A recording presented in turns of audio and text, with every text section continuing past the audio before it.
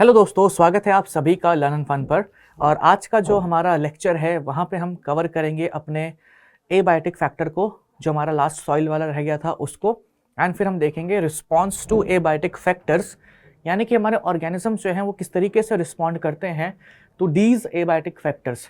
ठीक है, एक नेचर के अंदर किस किस तरीके के ऑर्गेनिजम्स जो हैं वो एग्जिस्ट करते हैं, उनके बारे में हम लोग यहाँ पे डिस्कशन करेंगे।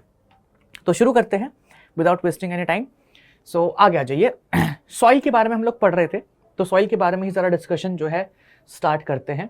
यहाँ पे क्या बोला गया है, the nature and property. The nature and property किसका, सॉइल का, इन डिफरेंट प्लेसेस वेरी करता है, जाहिर सी बात है। ठीक है, और वो किस वजह से वेरी करता है, because of the climate, okay, the weathering process. Weathering यानी कि देखो वेदरिंग है क्या, वेदरिंग का मतलब टूटना, कि किस तरीके से वो जो हमारा सॉइल है बन रहा है। तो सॉइल जो है वो रॉक से बनता है, तो वो रॉक किस वजह से टूट रहा है। आई रिमेंबर कि मैंने आप लोगों को लास्ट लेक्चर में इन्फॉर्म किया था कि वेदरिंग के 3 प्रोसेस होते हैं, फिजिकल, केमिकल, मैकेनिकल।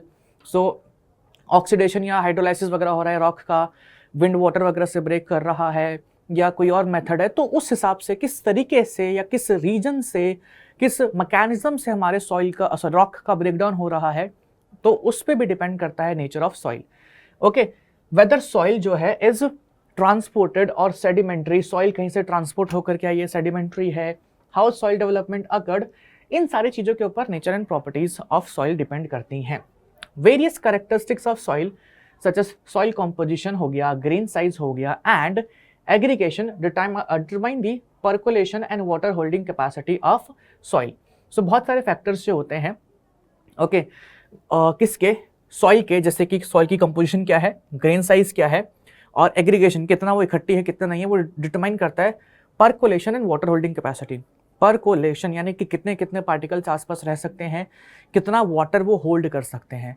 एग्जाम्पल के तौर पे इसको ऐसे समझिए, जो क्लेई सॉइल्स होते हैं, क्लेई सॉइल, उसके पार्टिकल्स बहुत छोटे छोटे होते हैं और उसकी वाटर होल्डिंग कैपेसिटी बहुत ज़्यादा होती है। सैंडी सॉइल की अगर हम बात करें, रेतीली मिट्टी, तो उसके ग्रेन साइज बहुत बड़े बड़े होते हैं, उसके पार्टिकल्स बड़े बड़े होते हैं, एंड उसकी वाटर होल्डिंग कैपेसिटी बहुत बेकार होती है। ठीक है, सो सॉइल के जो साइज होते हैं, कंपोजिशन होती है, इन बाकी सारी चीज़ें, वो डिपेंड करता है उसके ऊपर कि वाटर होल्डिंग कैपेसिटी और पर्कोलेशन कैसा होगा। These characteristics along with parameters such as pH, mineral composition and topography determine to large extent the vegetation in area. So ये जो फैक्टर्स हैं या ये जो सारे ग्रेन साइज एंड ऑल, ये सारी जो चीज़ें हैं, along with pH of soil, along with क्या कहते हैं, मिनरल कंपोजिशन और टोपोग्राफी, यानी कि किस रीजन में सॉइल मिल रही है, ये कहीं ना कहीं डिटरमाइन करते हैं कि उस रीजन में किस तरीके की वेजिटेशन होगी। जैसे कि अगर हम बात करें कॉटन को, बहुत ही बेसिक से एग्जांपल मैं ले रहा हूँ, कॉटन को ग्रो करने के लिए ब्लैक सॉइल की रिक्वायरमेंट होती है, या ब्लैक सॉइल में कॉटन बहुत अच्छे तरीके से ग्रो करता है। ब्लैक सॉइल भी अब हर जगह नहीं मिलता, कुछ स्पेसिफिक जगह पे ही ब्लैक सॉइल मिलता है, तो इस चीज़ को भी याद रखना है। सो अगेन, सॉइल का कहाँ पे या किस तरीके की सॉइल कहाँ प्रेजेंट है, ये किस पे डिपेंड कर रहा है, नेचर, क्लाइमेट एंड बाकी सारी चीज़ों पे, एंड उसमें वेजिटेशन भी किस तरीके से, किस पे डिपेंड करिए, सॉइल के ऊपर डिपेंड करिए। तो सॉइल जो है कहीं ना कहीं इन्फ्लुएंस करता है, या उसका इन्फ्लुएंस है ऑन टाइप ऑफ वेजिटेशन, किस तरह की वेजिटेशन जो है हम लोगों को नेचर में देखने को मिलेगी, उसका इन्फ्लुएंस जो है वो हमको देखने को मिलता है नेचर पे। अच्छा जी, आगे बढ़ते हैं। This in turn detects that type of animal can be supported, okay, similarly in the aquatic environment sediment characteristics often determine the type of benthic animals can thrive there। ये एक्वेटिक वाला भी भूल जाइए, एक्वेटिक वाला भूल जाइए, ये वाला देखिए। This in turn dictates type of animals that can be supported. एक एरिया के अंदर किस तरीके की वेजिटेशन है, वही डिसाइड करता है कि किस तरीके के एनिमल्स वहां पे देखने को मिलेंगे। ठीक है, अब इसको ऐसे मत समझना कि जैसे एग्जाम्पल के तौर पे, एक छोटा सा एग्जाम्पल हम लोग देखते हैं। ठीक है, अभी हम लोग आगे भी इस चैप्टर के अंदर पढ़ेंगे, जब इंटरेक्शन, पॉपुलेशन इंटरेक्शन पढ़ेंगे, सो वहाँ पे हम लोग देखेंगे कि एक ना स्पीसीज होती है जिसको हम कहते हैं प्रिकली कैक्टस जो है ना, उसको ऑस्ट्रेलिया में लेकर के आए थे। मान लो प्रिकली कैक्टस जो है वो अमेरिका में पाया जाता है, मान लेते हैं। ठीक है, सो प्रिकली कैक्टस को लेकर के आए थे ऑस्ट्रेलिया में। अब क्या हुआ कि प्रिकली कैक्टस जो था बहुत ही बढ़िया तरीके से, खतरनाक तरीके से ग्रो करा ऑस्ट्रेलिया के अंदर। क्यों? क्योंकि प्रिकली कैक्टस को खाने के लिए वहाँ पे कोई भी नहीं था। फिर वहीं से जहाँ से प्रिकली कैक्टस लेकर के आए थे, वहीं से एक कैटरपिलर लेके आए, एक मॉथ लेके आए और उसको कैक्टस के ऊपर डाल दिया और वो कैक्टस उस मॉथ ने उस कैक्टस को खाना चालू कर दिया। कहने का मेरा मतलब ये है कि किस तरीके की वेजिटेशन है, किस तरीके का प्लांट है, वो भी डिसाइड करता है कि किस तरीके के एनिमल्स वहाँ पे पाए जाएंगे। हर तरीके के एनिमल्स जो हैं वो आपको हर जगह देखने को नहीं मिलेंगे। अब आप बोलेंगे भैया ये शेर वगैरह, लायन वगैरह तो हम लोगों को ऑलमोस्ट हर एक फॉरेस्ट में देखने को मिलते हैं, इसमें कौन सी बड़ी बात है। तो अगर इसको थोड़ा सा माइन्यूट लेवल पे देखें, जैसे कि अगर हम थोड़ा और, जैसे हमने एग्जांपल लिया था मॉथ का, तो मॉथ्स हो गए, कैटरपिलर हो गए, प्लांट इंसेक्ट्स हो गए, तो हर एक इंसेक्ट जो है हर एक प्लांट के ऊपर फीड नहीं करता। इंसेक्ट जो होते हैं वो फीड करते हैं स्पेसिफिक प्लांट्स पे। सो कहीं ना कहीं प्रेजेंस ऑफ प्लांट जो है वो अफेक्ट करता है presence of animal in that particular area.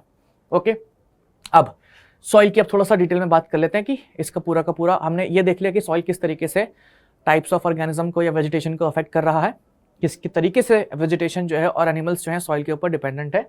अब इसके थोड़े बारे में एक्स्ट्रा इन्फॉर्मेशन ले लेते हैं। सॉइल जो है upper weathered part of earth crust है, हैविंग मिनरल पार्टिकल्स 45%, ये आपको बताया था मैंने, वाटर 25%, एयर भी 25%, लिविंग ऑर्गेनिज्म और ह्यूमस जो है इट इज 5%। लिविंग ऑर्गेनिज्म यानी कि माइक्रोब्स एंड ऑल, ठीक है। स्टडी ऑफ सॉइल को हम क्या कहते हैं, एडाफोलॉजी कहते हैं और पैडोलॉजी कहते हैं। सॉइल फॉर्मेशन 3 तरीके से हो सकता है, chemical weathering of rocks, mechanical weathering of rocks, physical weathering of rocks. So chemical weathering के अंदर हमारा आता है क्या कि रॉक का ऑक्सीडेशन हो रहा है, हाइड्रोलाइसिस हो रहा है या कार्बोनेशन हो रहा है।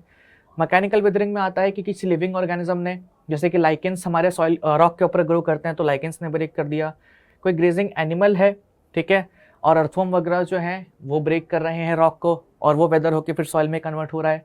फिजिकल वेदरिंग में क्या आता है, वाटर की वजह से सॉइल ब्रेक हो रहा है, विंड की वजह से कोई सॉइल ब्रेक हो रहा है, ठीक है, ग्लेशियर्स की वजह से, क्योंकि ग्लेशियर्स बर्फ है असल में, अगर किसी पत्थर के ऊपर बर्फ जम रही है, आपको पता है कि स्नो तो बहुत हार्ड होती है, तो जब वो ग्लेशियर ब्रेक करेगा तो साथ साथ वो रॉक भी ब्रेक कर जाता है कभी कभी, तो ग्लेशियर्स भी कहीं ना कहीं रॉक वेदरिंग में पार्टिसिपेट करते हैं। ग्रेविटी, अब एक रॉक जो है, हो सकता है हम लोगों को इन्फ्लुएंस देखने को ना मिले, बट जब एक रॉक एक दूसरे रॉक के ऊपर पड़ा होता है तो उनके बीच में फ्रिक्शन होता है, उस फ्रिक्शन से भी वो थोड़े थोड़े एक दूसरे के ऊपर खड़े रहते हैं, तो उस फ्रिक्शन की वजह से भी थोड़ा थोड़ा ये कह सकते हैं, चलो वो रॉक ऊपर खड़ा है, थोड़ा सा डिसबैलेंस हुआ, नीचे गिरा, तो गिरने की वजह से भी हमारा जो रॉक है उसका वेदर होता है जब वो ब्रेक करता है और सॉइल में कन्वर्ट होता है।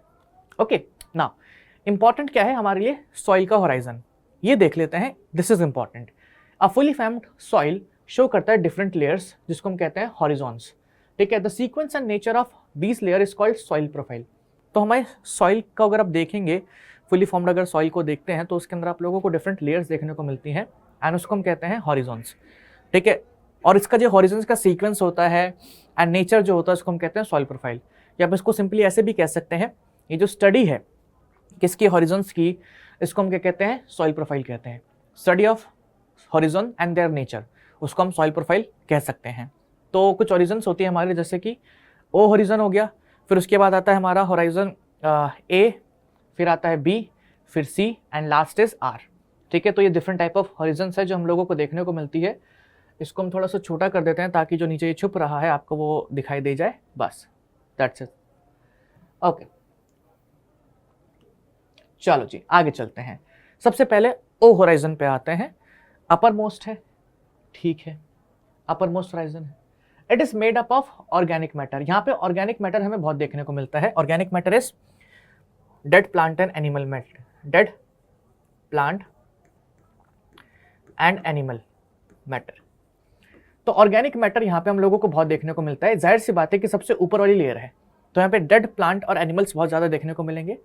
और ये जो ऑर्गेनिक मैटर है, ठीक है, ये दोनों टाइप का होता है, फ्रेश भी देखने को मिलता है और नॉन डिकम्पोज भी देखने को मिलता है, या फ्रेश और नॉन डिकम्पोज कह सकते हैं, as well as partially decompose भी होता है। जाहिर सी बात है कि सबसे ऊपर वाली लेयर है ना, अगर कोई ऑर्गेनिज्म मरेगा तो उसी के ऊपर मर रहा है, तो वहाँ पे जो ऑर्गेनिजम्स होंगे कैसे होंगे, या तो एकदम फ्रेश होंगे, या हो सकता है कि अगर कुछ 3-4 दिनों से मरे हुए हैं तो उसको पार्शियली डिकम्पोज कर दिया गया हो। तो ऑर्गेनिक मैटर हमें यहाँ पे देखने को मिलता है और वो कैसा होता है, आइदर फ्रेश होता है या पार्शियली डिकम्पोज होता है।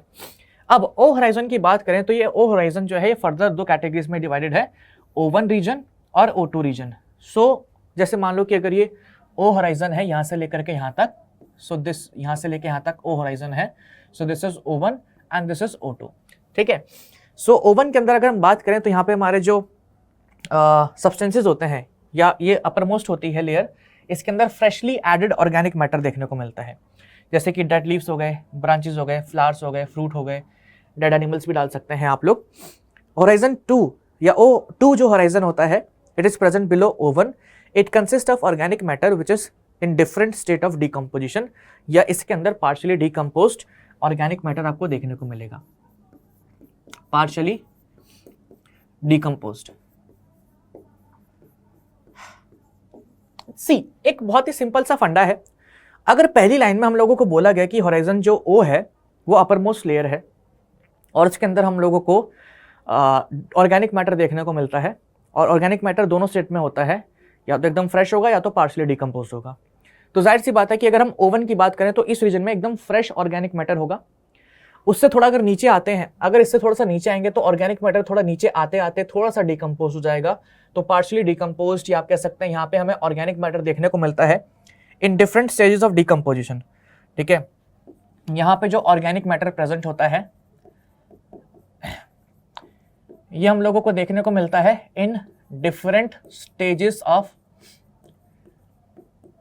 Decomposition, stages of decomposition.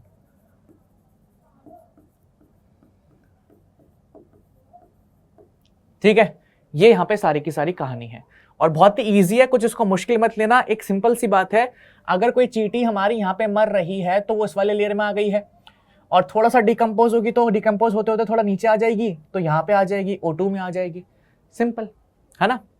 आप कहेंगे भैया नीचे कैसे आती है, चींटी नीचे कैसे आएगी? जाहिर सी बात है कि ओवर द पीरियड जब ये चींटी मरी तो over the period soil formation होगा, या इसके ऊपर और रॉक्स ब्रेक करेंगे तो यहाँ पे नया सॉइल फॉर्मेशन होगा। तो नया सॉइल फॉर्मेशन होगा तो अब O1 हमारा ये हो चुका है, O2 हमारा ये हो चुका है, तो हमेशा टाइम के साथ साथ नया सॉइल फॉर्मेशन जो है वो होता ही रहता है, ठीक है। चलिए अब आते हैं O1 के नीचे यानी कि होराइजन O के नीचे। So it is rich in minerals, mineral element से रिच होती है काफी, okay. It is rich in mineral elements, a large amount of completely decomposed organic matter is present in this region. आप लोगों से exam में क्वेश्चन पूछा जा सकता है कि कंप्लीटली डिकम्पोज्ड हमारा जो ऑर्गेनिक मैटर है कौन सी होराइजन के अंदर देखने को मिलता है। So completely decomposed organic matter हम लोगों को होराइजन ए के अंदर देखने को मिलता है। पूछा जा सकता है एग्जाम में और पूछा भी गया है, इसलिए मैं यहां पे मेंशन कर रहा हूं। होराइजन ए के नीचे आता है बी, ये डार्क कलर का होता है थोड़ा सा, क्यों? Due to accumulation of leached substances like clay हो गया, आयरन हो गया, एल्यूमिनियम हो गया फ्रॉम होराइजन। जाहिर सी बात है कि देखो होराइजन ए के अंदर कंप्लीट डिकम्पोजिशन हो रहा है, ठीक है। और किसी भी ऑर्गेनिज्म की बात करें तो उसके अंदर आयरन वगैरह होता है, हमारी बॉडी के अंदर भी आयरन है, वेरियस एलिमेंट्स हैं। तो जब वो डिकम्पोजिशन कंप्लीट होता है तो कुछ कुछ मिनरल्स जो है लीच करके यानी कि सॉइल पार्टिकल्स के थ्रू वाटर की हेल्प से पास हो करके इस वाली लेयर में इकट्ठे हो जाते हैं। तो इस लेयर को हम क्या कहते हैं? Zone of accumulation. Zone of accumulation क्यों? क्योंकि यहाँ पे बहुत सारे मिनरल्स जो हैं वो आकर के इकट्ठा हो जाते हैं। सो this is called zone of accumulation और जोन ऑफ इलुविएशन। तो अगर आप दोनों नाम याद रखना चाहें तो ठीक है, नहीं तो अगर आपको जोन ऑफ एक्यूमुलेशन भी याद रखना है तो इट इज़ ऑल्सो फाइन। सो ये पता होना चाहिए कि जोन ऑफ एक्यूमुलेशन कौन सा होराइजन है, तो दैट इज होराइजन बी। तो ओ से लेकर के जो बी तक है यानी कि OAB, यहाँ तक हमारा जो सॉइल का पोर्शन होता है उसको हम कहते हैं टॉप सॉइल, उसको हम कहते हैं टॉप सॉइल। सो O से B तक का जो पार्ट है उसको हम क्या कहते हैं? टॉप सॉइल कहते हैं। अब इसके नीचे बचे हैं दो होराइजन C और R। C के अंदर पार्शियली विदर्ड पेरेंट रॉक होते हैं and it is called as subsoil, ठीक है। तो C के अंदर थोड़े थोड़े पार्शियली आधे अधूरे टूटे हुए पत्थर पड़े होते हैं जिसको हम कहते हैं सबसॉइल। और R की अगर बात करें तो सबसे नीचे वाला हमारा होराइजन है जिसके अंदर कंप्लीटली या अनवेदर्ड रॉक्स प्रेजेंट होते हैं, ठीक है। मैं बोलने वाला था कंप्लीटली अनवेदर्ड, या आप कह सकते हैं सिंपली अनवेदर्ड, या बिना एकदम साबुत पत्थर होते हैं जिनका जो जरा सा भी नहीं टूटे होते हैं, ठीक है। तो यहाँ पे भी आप देख सकते हैं दिस इज O, फिर उसके बाद A, फिर B एंड उसके बाद C, फिर यहाँ पे R, ठीक है। तो सारी की सारी हमारी सॉइल प्रोफाइल हो गई है। सो यहाँ पे देख सकते हैं O के अंदर ऑर्गेनिक मैटर, मिनरल्स, ठीक है। फिर यहाँ पे ये देखो बी को ना सबसॉइल मार्क कर रखा है, but B is not part of subsoil. O A B these are part of top soil. C के बाद से हमारा सबसॉइल शुरू होता है। तो यहाँ पे देखो इन्होंने बी हॉरिजॉन मार्क कर दिया है, बट असल में क्या कहते हैं यहाँ पे ये लोग अनवेदर्ड रॉक्स भी दिखा रहे हैं कुछ कुछ। सो ये वाला जो पोर्शन होता है this is horizon C, so this is C and this is are.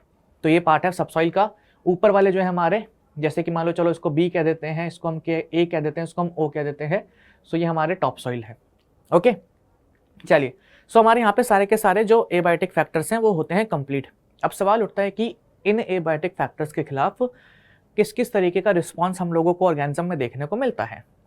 अब देखो एबायोटिक फैक्टर्स में आ रहा है हमारा temperature, light, water, soil and all. ठीक है, तो अगर मैं मान लेते हैं मेजर, जैसे कि हम लोगों ने कहा था कि जो टेम्परेचर है दैट इज द मेजर या मोस्ट एसेंशियल एबायोटिक फैक्टर। अगर मैं टेम्परेचर को कंसिडर करके चलूँ, सो हमारे पास ऐसे ऑर्गेनिजम्स हो सकते हैं, और हम लोग इनके बारे में पढ़ भी चुके हैं ना, कोई नया नहीं बता रहा मैं कुछ, हम इनके बारे में पढ़ भी चुके हैं कि ऐसे ऑर्गेनिजम्स होते हैं जो वाइड रेंज ऑफ टेम्परेचर में सर्वाइव कर सकते हैं। ठीक है, ऐसे ऑर्गेनिजम्स हम लोगों ने देखे हैं कि कुछ ऑर्गेनिजम्स ऐसे होते हैं जिनके अंदर बॉडी टेम्परेचर जो है कांस्टेंट रहता है, बाहर कुछ हो रहा हो नहीं हो रहा हो उनको मतलब नहीं है। खुद ही का एग्जांपल ले लीजिए, आप एक वार्म ब्लडेड ऑर्गेनिज्म है, अब आप चाहे आर्कटिक में चले जाएं, है ना, जहाँ पे बर्फ पड़ रही है, हिमालयाज में चले जाएं, या आप सहारा डेजर्ट में चले जाएं, दिन में आपकी बॉडी का इंटरनल टेम्परेचर 35 डिग्री सेल्सियस रहेगा। जाहिर सी बात है कि उसको मेंटेन करने के लिए आपकी बॉडी की कुछ रिक्वायरमेंट्स होंगी। अगर आप गर्मी में जा रहे हैं सो आपकी बॉडी को बहुत सारा पानी चाहिए होगा, आपकी बॉडी को खाना चाहिए होगा। अगर आप सर्दी में जा रहे हैं तो वहाँ पे आपकी बॉडी खुद को गर्म करने में एनर्जी लगाएगी, तो वहाँ पे आप लोगों को काफ़ी हेल्दी फूड खाना पड़ेगा, क्योंकि अगर आप नहीं खाएंगे तो आपकी डेथ हो सकती है, बहुत ऑब्वियस है। सो जाहिर सी बात है कि बट हमारे अंदर एक मैकेनिज्म है जो किसी भी कंडीशन में हम चले जाएं तो हमारी बॉडी के अंदर एक कांस्टेंट टेम्परेचर बना रहेगा।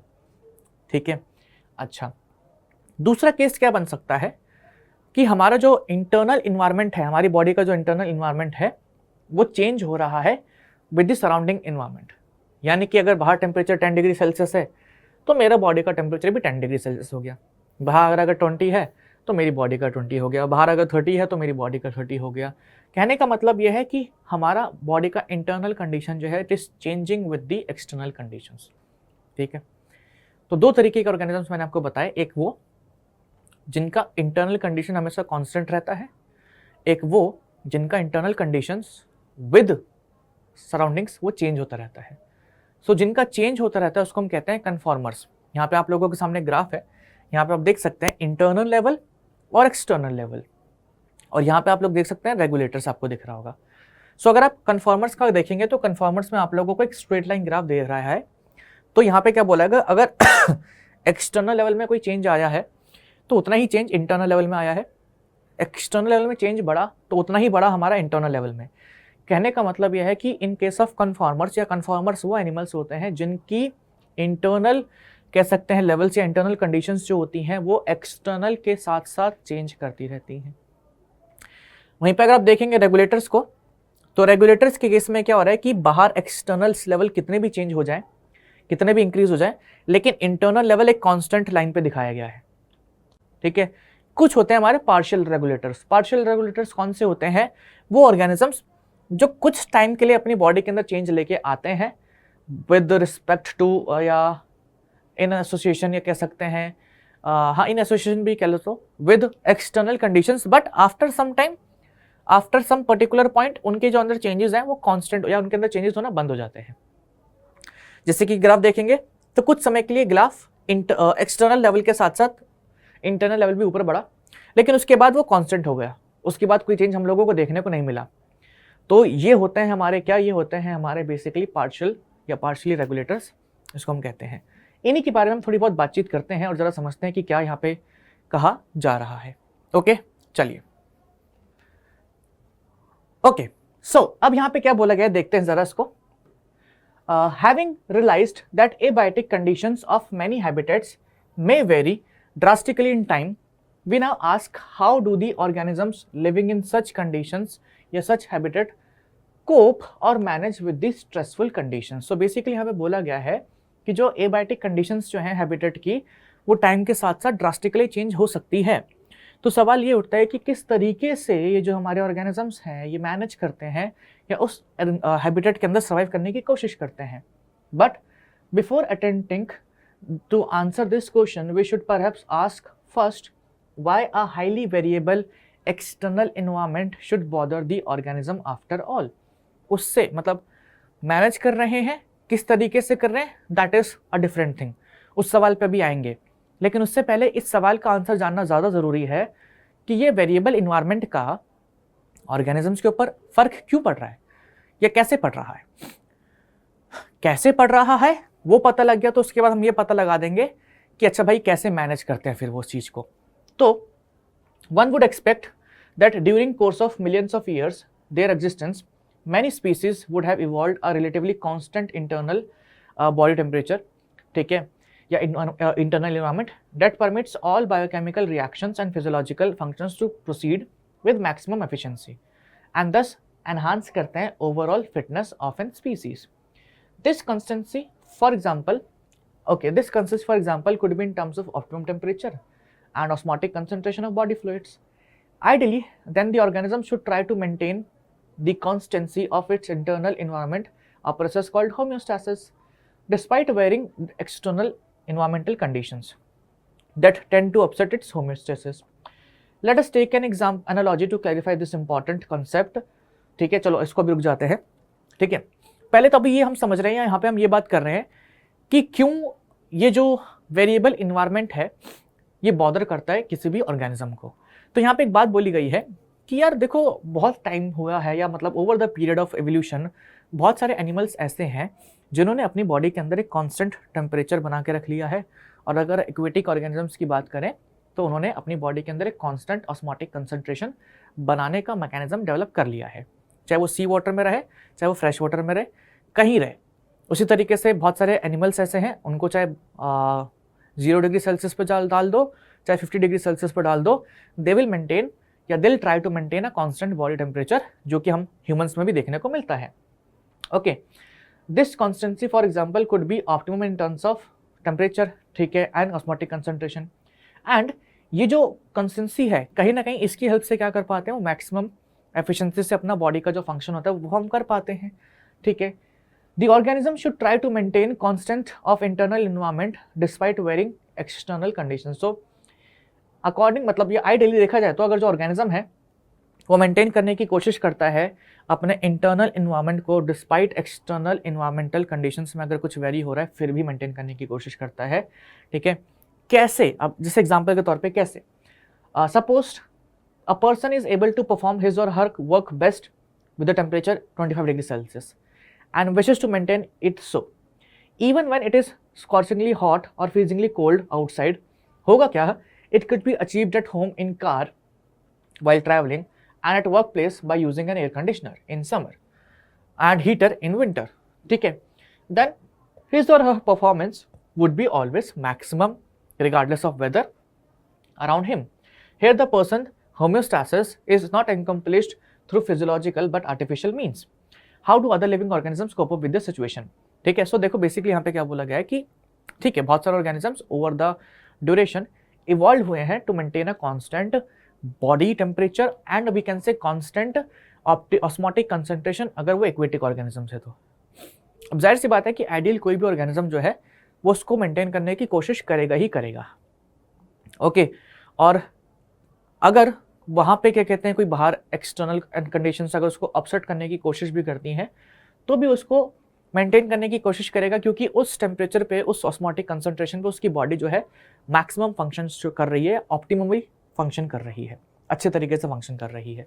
तो जैसे एग्जांपल दिया था, अब ये जो दो चीज़ें हैं कह सकते हैं, या ये जो फंडा है, ठीक है, to maintain a constant homeostasis, या जब बॉडी के अंदर एक कांस्टेंट टेम्परेचर या हम ऑस्मोटिक कंसंट्रेशन मेंटेन करते हैं तो उस फंक्शन को हम कहते हैं होम्योस्टैसिस।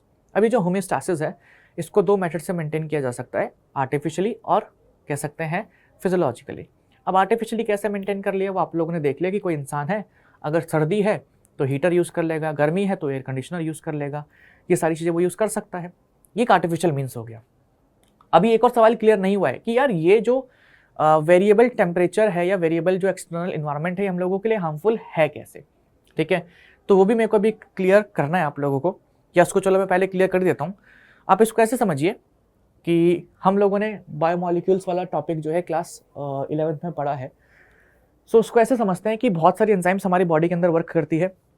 अच्छा, एंजाइम जो होती है ना, एंजाइम की अगर हम बात करें तो एंजाइम की जो एक्टिविटी होती है it is temperature dependent. It is temperature dependent.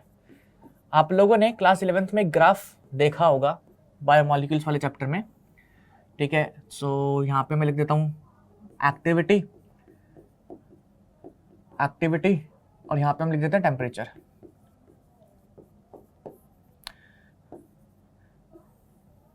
कोई भी एंजाइम जो है वो मैक्सिमम एक्टिविटी शो करता है in certain range of temperature. ऐसा नहीं कि हर एक एंजाइम जो या कोई भी एंजाइम जो है वो हर एक टेम्परेचर पे वर्क कर लेगा, नहीं। कोई भी एंजाइम जो है वो मैक्सिमम एक्टिविटी शो करता है at certain range of temperature. So मान लेते हैं कि अगर बाहर टेम्परेचर 25 डिग्री सेल्सियस है और हमारी बॉडी का भी 25 डिग्री सेल्सियस टेम्परेचर है, चलो फिर तो कोई दिक्कत नहीं।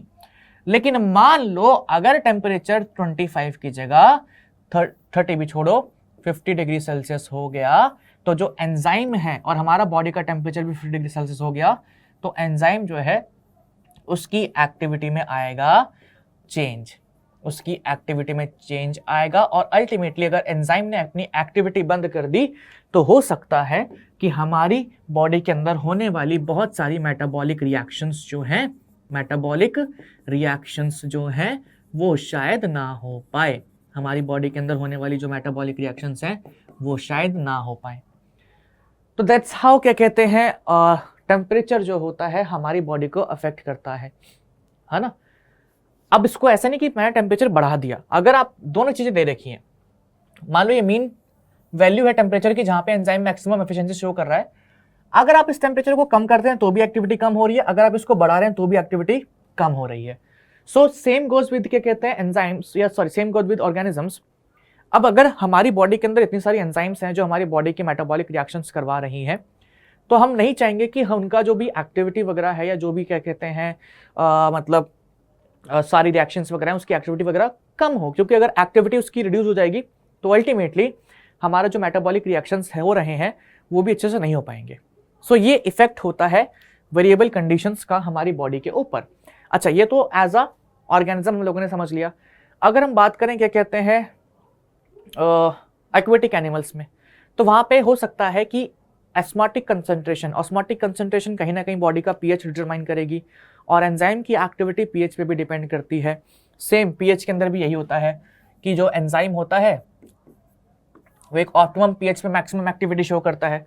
तो अगर किसी एक्वेटिक ऑर्गेनिजम्स का जो पीएच है, बॉडी का पीएच जो है वो कम ज़्यादा हो रहा है, तो उसकी बॉडी की जो एंजाइम्स हैं उसकी एक्टिविटी रिड्यूस हो जाएगी। ठीक है जी। अब आते हैं हम लोग रेगुलेटर्स पे, इसके बारे में ज़रा बात करते हैं। यहाँ पे क्या बोला गया है ज़रा देखो। चलो, सम ऑर्गेनिजम्स जो होते हैं हमारे, some organisms are able to maintain homeostasis. Homeostasis यानी कि constant internal conditions by physiological means, sometimes behaviour also. हम लोगों ने आर्टिफिशियल मीन्स देख लिया, but there are some organisms जो कांस्टेंट होम्योस्टैसिस मेंटेन करके रख सकते हैं through physiological means, which ensures constant body temperature, constant osmotic concentration, etc. All birds and mammals and a very few lower vertebrates and invertebrates are indeed capable of such regulation. Thermoregulation कह लो, temperature regulation, और osmoregulation कह लो, osmotic concentration का regulation. Evolutionary biologist believes that success of mammals is largely due to their ability to maintain a constant body temperature and thrive whether they live in Antarctica और Sahara desert. सो आप लोगों से exam में कभी कभी पूछ लिया जाता है कि मैमल्स के पास ऐसा कौन सा फीचर है जो उसको सर्वाइव करने में हेल्प करता है इन पूरा हर जगह पे, या हर जगह मैमल्स फैले हुए हैं, मैमल्स की स्पीसीज आपको हर जगह देखने को मिलेगी। तो मैमल्स के अंदर ऐसा क्या फीचर है? सो यही फीचर है कि उनकी बॉडी जो है वो कॉन्स्टेंट बॉडी टेम्परेचर शो करती है, ठीक है, और वो किसी भी कंडीशन में थ्राइव कर सकते हैं। और बर्ड्स की बात करें तो बर्ड्स भी आप लोगों को हर जगह देखने को मिलेगी, तो उसके अंदर भी हम लोगों को सेम फीचर देखने को मिलता है, because they are able to maintain their constant body temperature. Okay, ठीक है, बहुत खूब। आगे चलते हैं। The mechanism used by most mammals to regulate their body temperature are similar to the ones that we human use. We maintain body temperature of 37 degree Celsius. In summer when outside जो होता है temperature is more than our body, we sweat profusely, हमें बहुत ज़्यादा पसीना आता है जब गर्मियों में क्या कहते हैं गर्मियाँ होती हैं बहुत ज़्यादा। तो दिस रिजल्टिंग इवेपोरेटिव कूलिंग, ठीक है, similar to what happens with desert cooler in operation, brings down the क्या कहते हैं body temperature. In winter when temperature is much lower than 37 degrees Celsius, we started to shiver, a kind of exercise which produces heat and raises the body temperature. Plant on the other hand do not have such mechanisms to maintain internal temperatures. देखिए, अगर mammals की बात करें तो mammals के अंदर physiological method जो है वो ऑलमोस्ट सेम ही होता है। दैट इज़ कि अगर गर्मी है तो मैमल्स को पसीना आता है, ठीक है, और अगर सर्दी है तो मैमल्स जो है वो शिवर करते हैं ताकि बॉडी हीट प्रोड्यूस हो और उनको थोड़ा सा गर्म लगे। लेकिन प्लांट के पास तो ऐसा कुछ नहीं है, प्लांट तो मतलब ऐसा कुछ नहीं कर सकते, तो फिर प्लांट क्या करेंगे? तो प्लांट में अगर गर्मियों में देखा जाए तो ट्रांसपिरेशन वगैरह होता है, ठीक है। सर्दियों के लिए उनके पास कुछ नहीं है, इसलिए आप देखते हैं कि सर्दियों में बहुत सारे प्लांट्स जो उनको डैमेज हो जाता है बिकॉज ऑफ ओवर कूलिंग कह सकते हैं या ओवर कोल्ड कह सकते हैं। कन्फॉर्मर्स कौन से होते हैं? An overwhelming 99% is very huge number. 99% of animals जो होते हैं they can not maintain their constant body temperature. 99% of animals and all plants cannot maintain a constant internal environment. ठीक है, their body temperature changes with the ambient temperature, यानी कि उनका body temperature जो है वो surrounding के temperature के साथ change करता है। In aquatic animal, osmotic concentration of body fluids जो होती है changes with that of ambient air। एक मिनट रुको, osmotic concentration of body fluids changes with ambient water लिखना चाहिए था, वाटर ऑस्मोटिक कंसंट्रेशन, एयर नहीं आएगा, ठीक है। These animals and plants are simply conformers. ऐसे एनिमल्स और प्लांट्स को हम क्या कहते हैं? कन्फॉर्मर्स कहते हैं, जिनका इंटरनल कंडीशन जो है, इंटरनल एनवायरनमेंट जो है वो सराउंडिंग के साथ चेंज होता है। Okay, considering benefit of constant internal environment to organism, we must ask why these conformers had not evolved and become regulators. So why is the reason sorry why is the reason कि जो हमारे conformers हैं regulator में change क्यों नहीं हुए? एक simple सा लॉजिक ये देखिए इसको कि यार रेगुलेटर्स को बेनिफिट है कि वो अपने बॉडी का कांस्टेंट बॉडी टेम्परेचर मेंटेन कर रहे हैं एंड उनकी बॉडी जो है बहुत एफिशिएंटली वर्क करती है। कन्फॉर्मर्स के अंदर बॉडी टेम्परेचर या कंसंट्रेशन कांस्टेंट नहीं है तो उनकी बॉडी उतना एफिशिएंटली वर्क नहीं कर पाती है। तो रीज़न इज वाई, क्यों ऐसा कर रहे हो? सो यहाँ पे क्या बोला गया है, एक मिनट रुकिए। सो these animals and plants are simply conformers. Considering the benefit of constant internal environment to organism, we must ask why these conformers had not evolved to become regulators. ठीक है, सो अब द रीजन इसमें अभी बताता हूँ, चलो पहले आगे पढ़ लेते हैं। Recall the human analogy we used above, much as they like how many people can really afford an air conditioner. इसको ऐसे समझिए, अगर हम लोग ऐसे इंसानों की बात करें तो हमने बोला था कि यार ठीक है, जिसको गर्मी लगेगी वो एसी लगवा लेगा, जिसको ठंड लगेगी वो हीटर लगा लेगा। तो कितने लोग हैं जो एसी और हीटर लगा लेते हैं? बताइए ज़रा, कितने लोग हैं जिनके पास एसी खरीदने के पैसे हैं, किनके पास है हीटर खरीदने के पैसे? तो इसको आप इस तरीके से समझिए कि जो ये थर्मो रेगुलेशन है, थर्मो रेगुलेशन जो है और we can say osmo regulation जो है, ठीक है, ये एक बहुत ही एनर्जेटिकली एक्सपेंसिव प्रोसेस है, ठीक है। तो जो एनर्जी क्या हो रहा है मेरे को पता नहीं, एनर्जेटिकली एक्सपेंसिव प्रोसेस है, इतनी एनर्जी के लिए उनकी बॉडी के अंदर ऐसे मैकेनिज्म डेवलप नहीं हुए हैं, और ऐसे मैकेनिज्म डेवलप नहीं हुए तो फिर वो कांस्टेंट बॉडी टेम्परेचर भी मेंटेन नहीं कर पाते हैं। This is particularly true for small birds like श्यूज एंड हमिंग बर्ड्स, ठीक है। ये हीट लॉस और हीट गेन वाला जो फंक्शन है ये मैं आपको आगे बताऊंगा, बट कन्फॉर्मर्स रेगुलेटर्स में क्यों चेंज नहीं हुए? It is only because of energy. ये जो थर्मो रेगुलेशन और ऑस्मो रेगुलेशन है is energy expensive process, energy expensive process. इसको मेंटेन करने के लिए बहुत ज़्यादा एनर्जी जो है वो कंज्यूम होती है, वो हमारे मेजॉरिटी ऑफ ऑर्गेनिजम्स नहीं प्रोड्यूस कर सकते या उनके अंदर ये एनर्जी देखने को नहीं मिलती है। आप लोग एनिमल किंगडम में या वैसे क्लासेस में पढ़ चुके हैं कि फिशेस के अंदर सिंगल सर्कुलेशन होता है, रेप्टाइल्स के अंदर, एम्फीबियंस के अंदर इनकम्प्लीट सर्कुलेशन होता है, मैमल्स के अंदर डबल सर्कुलेशन होता है, ऑक्सीजनेटेड और ब्लड डीऑक्सीजनेटेड ब्लड सेपरेटेड होते हैं ताकि अच्छा ऑक्सीजन मिले। तो मैमल्स के अंदर ऐसे मैकेनिज्म्स डेवलप हुए हैं जो उनको उतनी एनर्जी जनरेट करने में हेल्प करते हैं। बाकी ऑर्गेनिजम्स में इतने मैकेनिज्म्स नहीं हैं, ठीक है। इसको हम कंटिन्यू करेंगे आगे अपनी क्लासेस में। कन्फर्मर्स के बाद आते हैं क्विज के ऊपर। क्विज का पहला क्वेश्चन जो हमारे सामने वो क्या है, organisms capable of maintaining homeostasis, उसको हम क्या कहते हैं, कन्फर्मर्स, रेगुलेटर्स, पार्शियल रेगुलेटर्स या बोथ बी एंड सी। ऐसे organisms which are capable of maintaining homeostasis, okay.